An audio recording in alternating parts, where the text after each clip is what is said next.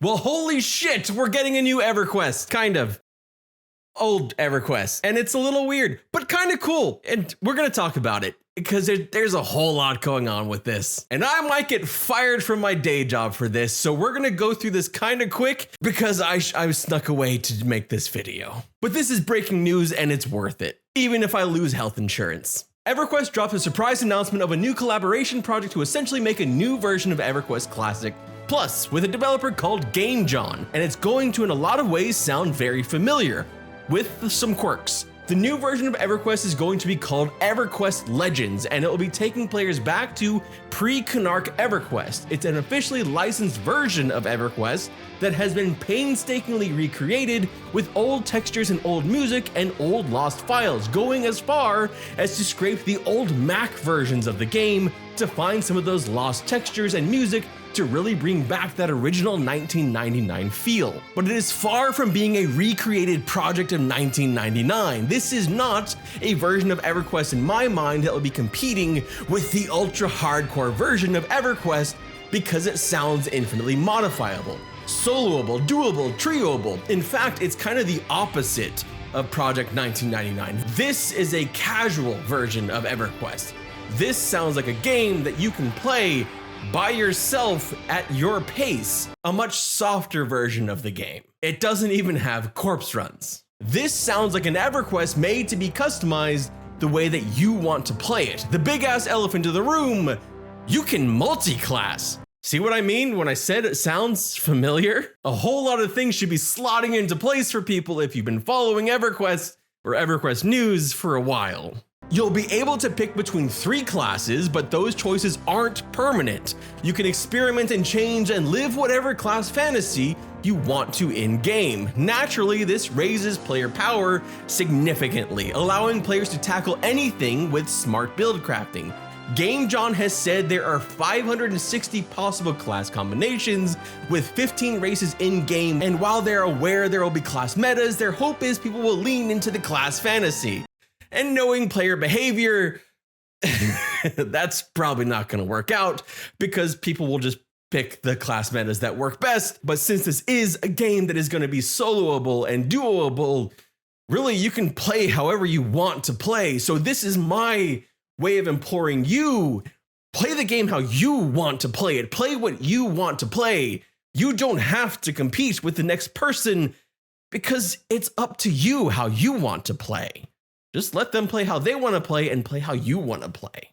But it's not just solo. You actually can group and you can even raid in this game.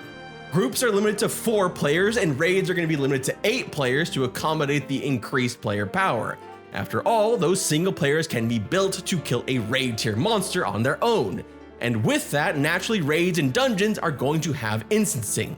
After all, giving everyone essentially godlike power and having everyone competing would be probably a nightmare after all. But this next part is what sounds very cool to me and is what intrigued me because it's something that I have been begging MMOs to do for years, and some MMOs have, like Lord of the Rings Online has started to do this. But you can add difficulty, you can change the difficulty in this game. GameJohn has added the ability to edit difficulty of encounters. You can make them more difficult or do things like increase aggro range. You can also enhance your gear, combining 2 of the same item to make a stronger version of it. Thankfully, there's no randomized bullshit fail chances like some MMOs with cash shops and enhancement systems.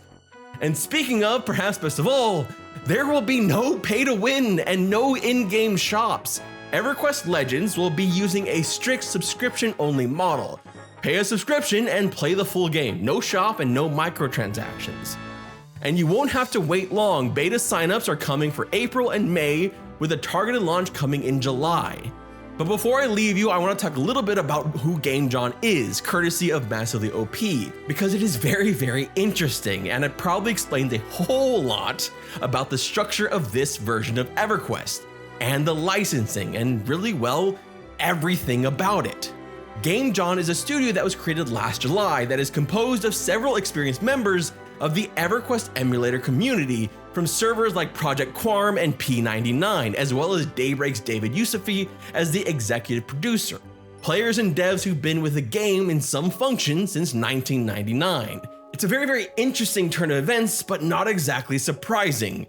And I don't necessarily think that this is connected to the EverQuest 3 rumors in any kind of way. I think this is something completely separate where EverQuest or Daybreak is looking at ways that they can start licensing out the EverQuest IP.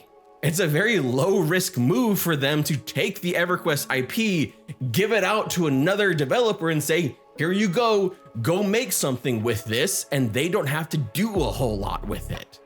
And I really hope, like in the bottom of my soul, that this may be the start of Daybreak starting to license out the EverQuest IP the same way they used to do when it was under Sony in the very beginning, when we got such games like Champions of Norath 1 and 2, and we got the Lords of EverQuest strategy game. Because I would like nothing more than to finally get to go back and play an EverQuest RPG or an EverQuest strategy game. I think the EverQuest IP is an IP that has such rich lore and such rich storytelling that confining it just to an MMO, even as great as that MMO is fundamentally not enough. There's so much there that it could expand to so much more if given the chance, and I would love to see it expand out and see that IP in more places.